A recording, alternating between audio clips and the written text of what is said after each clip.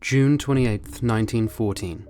A wrong turn down a side street in Sarajevo puts Archduke Franz Ferdinand face to face with his assassin. Two shots ring out, echoing through the quiet morning streets. The First World War has found its spark. But what if those bullets never found their mark? What if Franz Ferdinand's driver hadn't made that wrong turn, or if Gavrilo Princip's gun had jammed? As the sun rose over Sarajevo that fateful morning, history balanced on a knife's edge. Today, we're exploring this fascinating historical crossroads where a single moment altered the course of nations, and how our world might look if history had taken a different path. The fateful day, rewriting Sarajevo. Imagine standing on the streets of Sarajevo that fateful June morning in 1914. The air is thick with anticipation as the royal motorcade makes its way through the city. What no one realizes is how a series of unlikely coincidences would align perfectly to change world history forever. The day started with an initial bombing attempt that failed. A would-be assassin tossed a bomb at the Archduke's car, but it bounced off and exploded beneath the following vehicle. Franz Ferdinand, shaken but unharmed, continued to the town hall for his scheduled appearance. After the reception, his military advisor suggested a change of route for safety, a reasonable precaution given the morning's events. But in a tragic miscommunication that would prove fatal, the drivers weren't properly informed of this change. When the motorcade reached the junction at Franz Joseph Street, the lead driver made that infamous wrong turn. The car stopped to reverse course, and at that exact moment, Gavrilo Princip, who had given up after the failed bombing and was getting a sandwich, found himself standing just feet away from his target, the car having delivered the Archduke directly to him. But what if this extraordinary chain of events had broken at any link? Perhaps a vigilant guard notices Princip raising his pistol and tackles him, or his notoriously unreliable Browning pistol jams, a common issue with cheaply manufactured weapons. Each point represents a moment when history could have veered in an entirely different direction. In this alternate timeline, a visibly shaken Franz Ferdinand and his wife Sophie return to Austria alive. News of the failed attempt generates public outrage throughout the empire. The Austrian government would still issue demands to Serbia as the Black Hand's connections to Serbian intelligence were too substantial to ignore. But with Ferdinand alive, the diplomatic response takes a crucial different turn. This is where Ferdinand's actual political views become vitally important. Within the Austro-Hungarian government, the Archduke advocated greater autonomy for the empire's diverse ethnic populations. His vision for a federalist solution would have granted more self-governance to various groups, including the Czechs and South Slavs in regions like Croatia and Bosnia. According to historian Richard Ned Lebeau, Franz Ferdinand was the strongest spokesman for peace in Austria-Hungary. His pragmatic approach and skepticism toward military intervention stood in direct opposition to the more aggressive elements within the Austrian government, the voices that dominated after his assassination. Had Ferdinand survived, the July crisis likely wouldn't have escalated as it did historically. His preference for diplomatic solutions might have provided what Lebeau described as a crucial break ongoing the war. With him wielding his considerable influence as heir to the throne, Austria might have pursued a measured response that addressed legitimate security concerns without triggering the alliance cascade that pulled one nation after another into conflict. The empire that almost was. Ferdinand's blueprint for imperial reform wasn't just theoretical. It represented perhaps the last real chance to save a 640-year-old dynasty from collapse. What few realize is that economic data shows the empire's various regions were actually becoming more integrated in the years before 1914, not less. This suggests the Austro-Hungarian Empire wasn't necessarily doomed to disintegration. It might have evolved into Europe's first successful multinational federation had the Archduke lived to implement his vision. The economic foundations for imperial survival were already taking shape. Prior to 1914, trade networks strengthened across the empire, while investment flowed more freely between its diverse regions. Like pieces of a cultural mosaic held together by economic mortar, these ties created powerful incentives for maintaining unity despite nationalistic pressures. With proper leadership, these trends could have provided stability to complement political reforms. But Ferdinand's path faced a major obstacle: Emperor Franz Joseph himself. The aging monarch, who had ruled since 1848, resisted change and resented interference with his authority. This fundamental tension between uncle and nephew created a power struggle that might have defined European politics had Ferdinand returned safely from Sarajevo. After Ferdinand's assassination, Franz Joseph reportedly expressed that he was relieved of a great worry. This revealing statement offers a window into their relationship. The emperor viewed his heir's reform ambitions as a threat to the traditional order he had maintained for nearly 7 decades.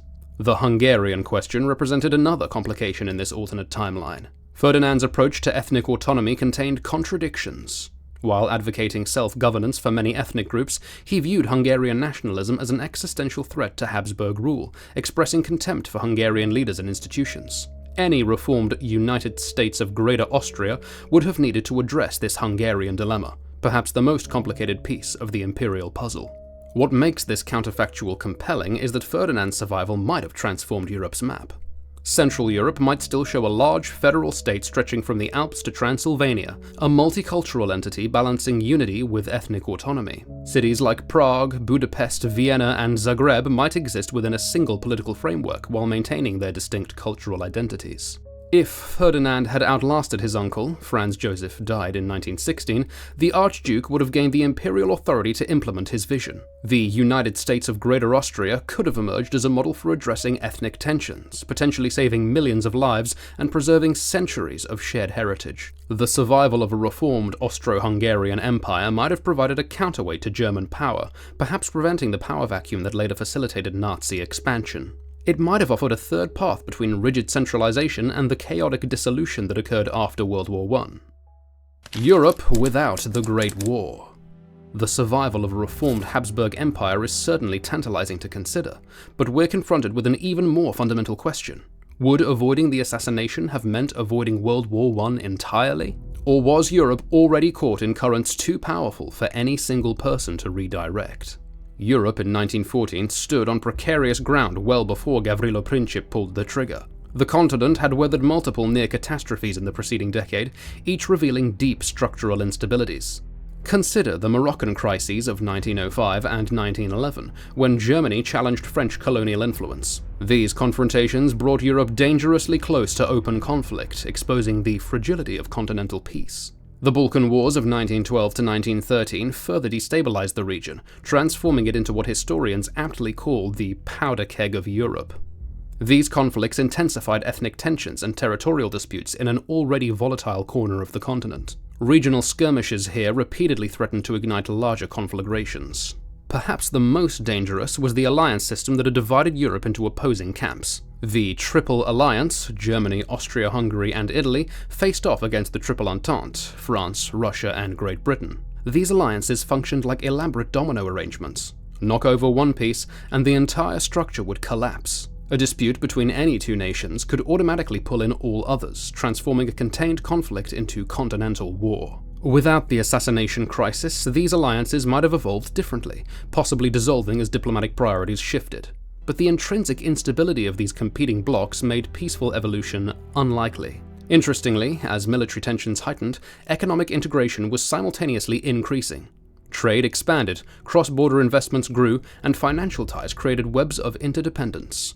Some historians believe these economic connections might have eventually outweighed militaristic tendencies. However, these commercial bonds proved insufficient against powerful forces of nationalism and imperial rivalry. The arms race gripping Europe added another critical dimension. Nations developed elaborate war plans emphasizing rapid mobilization and offensive action. Germany's Schlieffen Plan exemplified this approach. Like a wound spring, it was designed to release tremendous force quickly, striking through Belgium into France before Russia could fully mobilize in the east. Such strategies created a hair-trigger situation where mobilization itself became practically synonymous with declaring war. The moment one country began moving troops, others felt compelled to follow suit immediately. The internal politics of various European powers further complicated matters. Russia attempted reforms while building its military. Germany's social democratic movement gained strength. Britain grappled with Irish home rule and domestic changes. These internal pressures influenced how nations approached foreign policy and their willingness to risk armed conflict. Looking further ahead, without World War I, there would have been no Versailles Treaty with its punitive conditions fueling German resentment. The Russian Revolution might never have succeeded. Without these developments, the conditions that gave rise to fascism might never have materialized, potentially preventing the even greater destruction of World War II. Conclusion. As we've seen, history balances on a knife edge of chance. The assassination of Franz Ferdinand reveals something profound about our past. It wasn't inevitable. The bullet that changed the world could have easily missed its mark. The fragility of peace stands as our central lesson. Terry Bailey notes that by imagining Franz Ferdinand's survival, we glimpse a different path, one where war and upheaval might have been averted. Individual actions ripple through time, coincidences shape destinies. The world we inhabit emerged from countless such moments, tiny inflection points where history paused and chose a direction. What tiny choice might you make today that shapes the world of tomorrow? Might I suggest liking this video and subscribing to Alt History Zone? Become a valued member of the Alt History Zone family and receive new uploads twice a week. After all, those who don't know history are doomed to repeat it. Stay tuned.